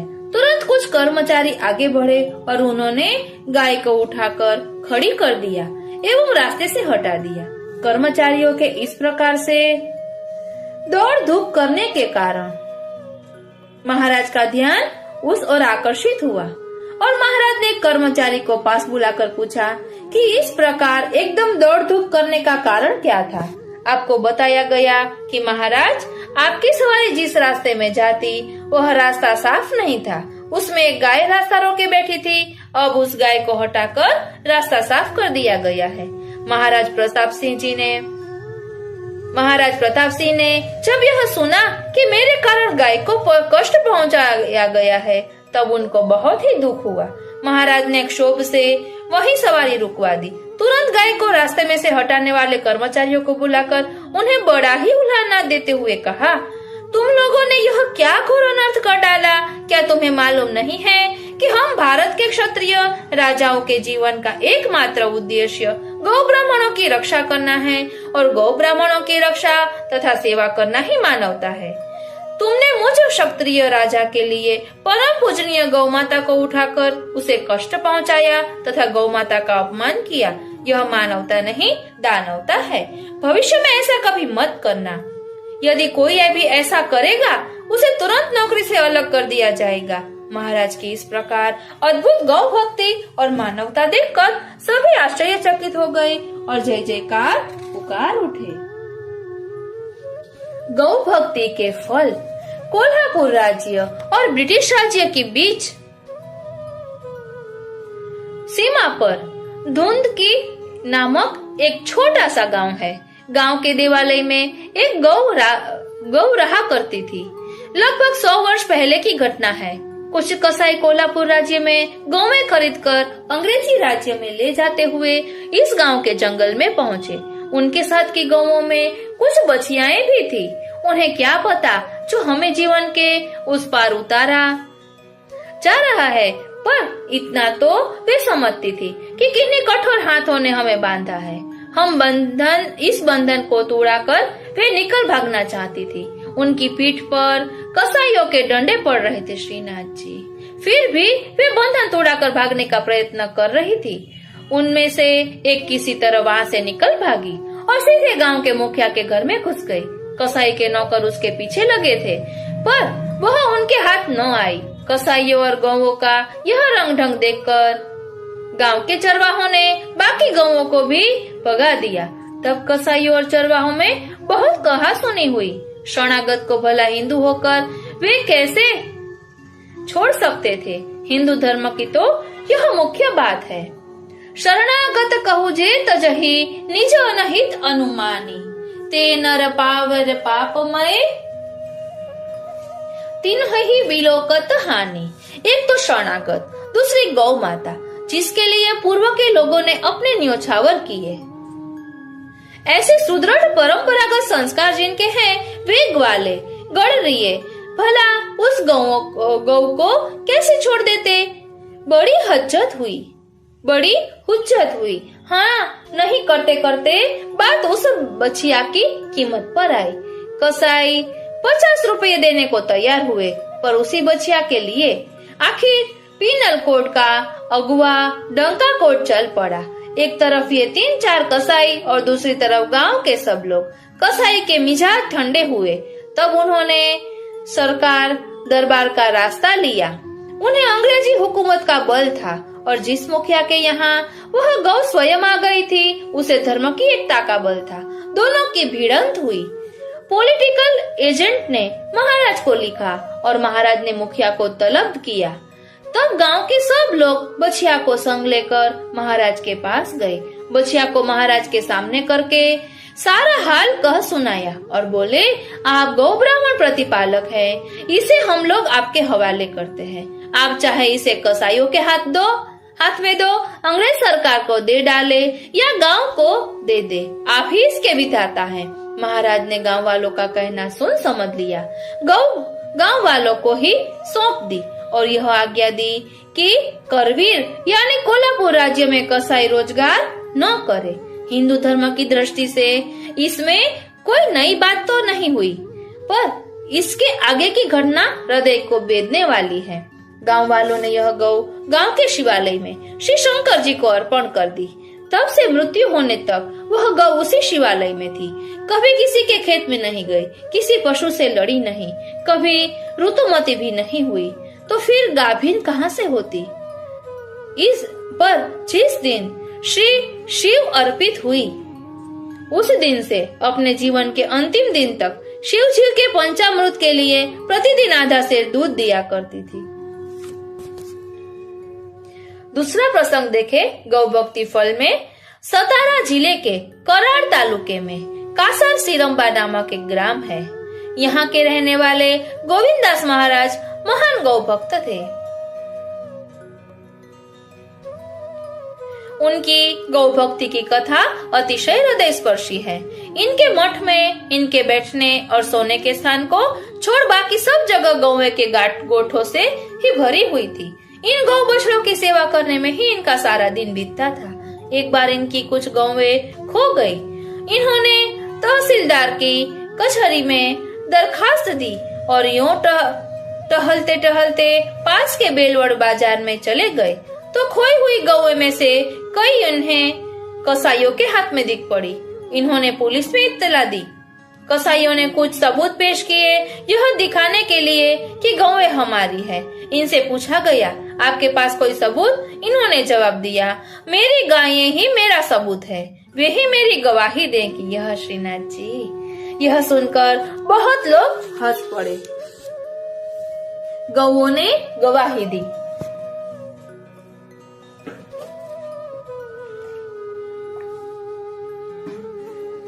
गायों ने गवाही दी। जो बोल नहीं सकती वह गवाही कैसे दे सकती हैं? पर श्रद्धा भक्ति के लिए कुछ भी असंभव नहीं है। जब पाषाण की मूर्ति यदि भोग पा सकती है तो विश्वजन की गौ माता अपने भक्त की ओर से गवाही क्यों नहीं दे सकती? श्रीनाथ जी। तहसीलदार ने जब पूछा कि आपकी तरफ से कौन गवाह है, तो गोविंदास जी ने गौओं की तरफ अंगुली से इशारा किया। तहसीलदार ने कहा, आप गौओं की तरफ इशारा करते हैं, पर ये गौएं आपकी है, इसका सबूत क्या? गोविंदास जी ने उत्तर दिया, सबूत? जगत की सब गौएं हम तपस्वी ब्राह्मणों की है, आप चाहे तो शास्त्रों को देख सकते हैं। तहसीलदार ने कहा, यह सबूत तो द्वापर युग का है, आज इससे कोई मतलब नहीं हासिल हो सकता। ये गौएं आपकी है तो कोई रसीद पुर्जा या कोई कागज आपके पास ऐसा है जो आप सबूत में दाखिल कर सके? गोविंदास जी ने कहा, कागज वागज मेरे पास कुछ नहीं है, ये गौ माता ही मेरी गवाह है। मैं उन्हें बुलाता हूँ, ये यदि मेरे पास आ जाए और अपना प्यार दिखा दे तो आप मानेंगे या नहीं? तहसीलदार तथा प्रतिपक्षी लोग जब राजी हुए तब गोविंदास जी ने गौओं को पुकारा। श्रीनाथ जी, गंगा, गोदा, यमुना, कृष्ण, सावित्री, मेरी माता आओ, आओ, मेरी माता आओ। इस तरह पुकारते हुए जो ही उन्होंने उन गौओं को अपने पास आने के लिए हाथ से इशारा किया, त्यों ही सब गौएं अपने बंधन तोड़ाकर उनके पास दौड़ी गई और उनका बदन चाटने लगी। श्रीनाथ जी, सब लोग और कसाई भी देखकर दंग रह गए और गौएं गोविंददास जी के पीछे पीछे मठ के अंदर अपने गोठों में आ गई। बेलवड़ के बाजार की तरफ तब से गोविंददास जी की विशेष दृष्टि हो गई। श्रीनाथ जी, હવે બીજો પ્રસંગ જોઈએ। હા મેરી કપિલી। આશ્વિન કૃષ્ણ દસમ શાકે 1839 तारीख 10/10/17 का दिन था। गोविंददास जी खोई हुई गौओं को देखने बेलवड़ बाजार में पहुंचे। देखते देखते एक गौ के सामने ठहर गए और समीप ही खड़े कुछ गौ सेवकों से कहने लगे, देखो यही तो मेरी कपिली यानी कपिला है। अब कैसे क्या हो, इस तरह कितनी गौएं लापता हो जाती हैं, कोई शोध लेने वाला नहीं रहा। यह देखो मेरी धौरी, वहाँ मेरी कबरी भी है। हरे हरे भगवान, आप कब तक मेरी परीक्षा करेंगे? इतने हिंदुओं के जीवित रहते गौओं की गर्दनों पर छुरी चले। अरे श्रीनाथ जी, ये क्या हिंदू है? पर मैं इन्हें क्या कहूँ, मैं स्वयं क्या हूँ? मैं हिंदुओं में भी ब्राह्मण हूँ। मेरे देखते यह सब हो रहा है और मैं जी रहा हूँ। धिक्कार है ऐसे जीने को। गोपाल कृष्ण, अब इस जीवन को समाप्त करने में क्यों देर लगा रहे हो? हाँ मेरी कपिली, ऐसे ही दुखोदार उनके मुख से निकल रहे थे और वे इधर उधर चक्कर लगा रहे थे। सैकड़ों बार उन्होंने कपिला का नाम लिया। जो लोग वहाँ जमा थे वे कोई भी अब उन्हें नहीं दिखाई देते थे। उनके सामने सब और कपिली, धौरी, कबरी की ही मूर्तियां खड़ी थी। उनकी दृष्टि उन्हीं की ओर लग गई। उनकी देह जड़ हो गई, एक जगह स्थिर हो गए। एक बार आकाश की ओर देखा और फिर अपनी गौओं की ओर देखा, हाथ जोड़कर प्रणाम किया। उपस्थित गौ सेवकों को प्रणाम किया। भगवान गोपाल कृष्ण को एक बार पुकारा, हाँ मेरी कपिली, हाँ मेरी कपिली कहते हुए धड़ाम से धरती पर गिर पड़े। यह देखकर लोग इधर उधर भागने लगे और 8-10 गौएं बंधन तोड़ाकर उनके पास आ गई श्रीनाथ जी और उनका बदन चाटने लगी। पर वे अब कहाँ थे? गौ और गौपालक का ध्यान करते हुए वे ही लोग से चले गए। सिरंबा गांव में गोविंददास जी का अत्यंत संस्कार यानी अंतिम संस्कार हुआ और बेलवड़ में उनका स्मारक मंदिर बना है। सन 1816 में महाराष्ट्र और कर्नाटक में भयंकर अकाल पड़ा। गरीब, गुरबा और गाय बैल तथा अन्य पशु भूखे मरने लगे। बीजापुर की तरफ के लमाण जाति के कुछ लोग पेट भरने के लिए कोल्हापुर राज्य के चिंचली गांव में आकर रहने लगे। उनके साथ बहुत से गाय बैल भी थे। ये लोग नाम मात्र मूल्य लेकर अपनी गौओं और बैलों को बेचने लगे। श्रीनाथ जी, कसाईयों के लिए तो यह मौका ही था। 4 आने से लेकर 12 आने तक गाय बैल बिके और कसाई उन्हें डंडे मारते हुए ले जाने लगे। गाय बैल एक तो भूखे थे, दूसरे उन पर डंडों की मार पड़ने लगी। उनसे एक पग भी चला नहीं जाता था। रास्ते में हनुमान जी का एक मंदिर मिला। इन गाय बैलों में से एक गौ शायद हनुमान जी को अपना रक्षक जान झुंडन में से निकलकर हनुमान जी के सामने जाकर बैठ गई। कसाईयों ने उसे मार मार कर उठाना चाहा, पर वह नहीं उठी। उस पर इतनी मार पड़ी कि 60-70 जख्म हो गए। श्रीनाथ जी, निर्दयी, हाव निर्दयी। और उनमें से रक्त बहने लगा। नेत्रों से आंसुओं की धारा चल रही थी। अति दिन होकर वह चारों ओर ताक रही थी कि कोई माई का लाल आकर छुड़ाएगा। गांव के एक रईस सुल्तान बालगोड़ा पाटिल वहां आए तो उनसे यह हाल देखा न गया। उन्होंने कसाईयों को बहुत समझाया पर उनके निर्दय हृदय न पसीजे। तब पाटिल गांव के लोगों को बुला लाए। गांव के लोगों ने सब गौओं को असली खरीद से अधिक मूल्य देकर छुड़ा लिया, पर उस बैठी हुई गौ को खरीदने के लिए कोई तैयार न हुआ। श्रीनाथ जी, जब पाटिल ने स्वयं उस 12 आने में खरीद लिया। गौ माता उठो, अब उठो गौ माता। पाटिल के यह कहते ही वह उठकर खड़ी हो गई। सब लोग आश्चर्य करने लगे। 8-10 दिन दवा दारू करने पर वह गौ अच्छी हो गई। जिस दिन वह गौ पाटिल के यहाँ आई, उस दिन से पाटिल का भाग्य खुला। उनके घर लक्ष्मी रमने लगी। पाटिल की यह विभव वृत्ति कुछ ईर्ष्यालु प्रकृति के लोगों से न सही गई। 1 वर्ष के अंदर ही गौ चोरी की है। इस अभियोग पर पाटिल के नाम गिरफ्तारी का वारंट निकला। घर के सब लोग रोने लगे। गौ भी रंभाने लगी, पर पाटिल कुछ नहीं बोले। गौ जब तक ही गई, पर उसे ले जाने का किसी को साहस नहीं हुआ, क्योंकि वह गुस्से से भरी हुई, सींग आगे किए हुई बड़ी तीखी दृष्टि से देख रही थी। ऐसा मालूम होता था कि 10-20 आदमी भी उसे पकड़ने के लिए एक साथ उसके पास जाते तो वह सबको लिटा देती। पर इसके आगे और भी तो उपाय उनके लिए थे ही। वे गौ को डंडा से मारने लगे। श्रीनाथ जी, पाटिल से यह नहीं सहा गया और उन्होंने गौ को छोड़ दिया। सरकारी आदमी उसे मारते हुए महाल राय बाग में ले गए और वहाँ उसे कसकर बांध रखा। गौ ने खाना पीना छोड़ दिया और वैसे ही बिना कुछ खाए पिए 8 दिन वहाँ जहाँ की तहाँ खड़ी रही। यह देखकर मजिस्ट्रेट को दया आई और उन्होंने गौ अभियुक्त यानी सुल्तान पाटिल के ही हवाले कर देने का हुक्म दिया। अभियोग छूटा था। अभियोग रचने वाले कुछ हिंदू ही थे। अरे श्रीनाथ जी, हिंदू केवड़ावाने लायक नहीं। और उनमें कुछ ब्राह्मण भी शामिल थे।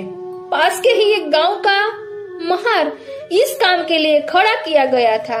उसी को फरियादी बनाकर उसके द्वारा यह मामला दायर किया गया था।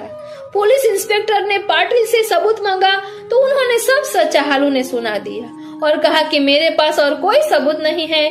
पुलिस इंस्पेक्टर ने सच्चे झूठे की पूरी जांच कराई। फरियादी महार उस गौ को जिस पास के एक गांव से महार से खरीदी बतलाता था, उस गांव में यह गौ छोड़ दी गई।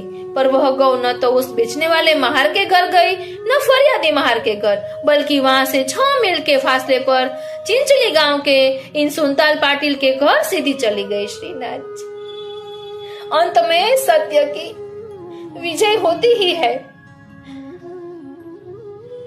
सरकारी हुक्म से सम्मान के साथ वह गौ पाटिल के घर पहुंचा दी गई। गौ को और सबको बड़ा आनंद हुआ। इस गौ ने पाटिल को 4 बछड़े और 3 बछड़ियां दी।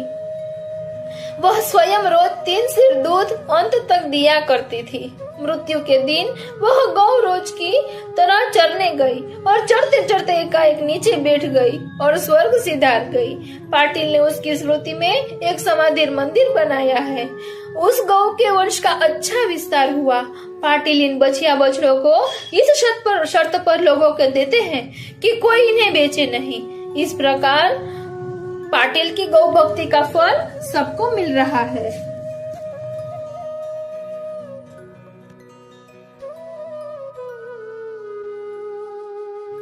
વાલા વૈષ્ણવો, આપણે એટલું જ યાદ રાખવાનું છે કે આપણા શ્યામ સુંદર આટલા વર્ષો પહેલા ગૌરક્ષાનો કહી ગયા છે, પોતે આચરણમાં લઈને ગૌપાલનનું સમજાવી ગયા છે।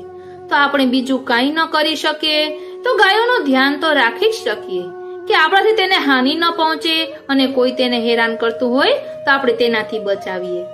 એટલું તો આપણે કરી જ શકીએ, કારણ કે આપણા શ્રીનાથજીને ગાય ખૂબ જ વાલી છે।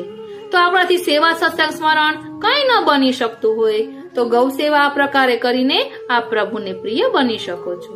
હજુ આપણે ગૌ સેવાના ફળ બીજા પાર્ટમાં જોઈશું, કારણ કે આપણે બધા હિન્દુઓએ જાગૃત થવાની ખૂબ જ જરૂર છે, કારણ કે ગાય પ્રભુને ખૂબ જ વાલી છે, તો આપણે તેનું ધ્યાન રાખવું જ જોઈએ।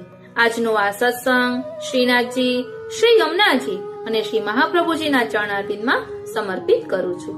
જય શ્રી કૃષ્ણ।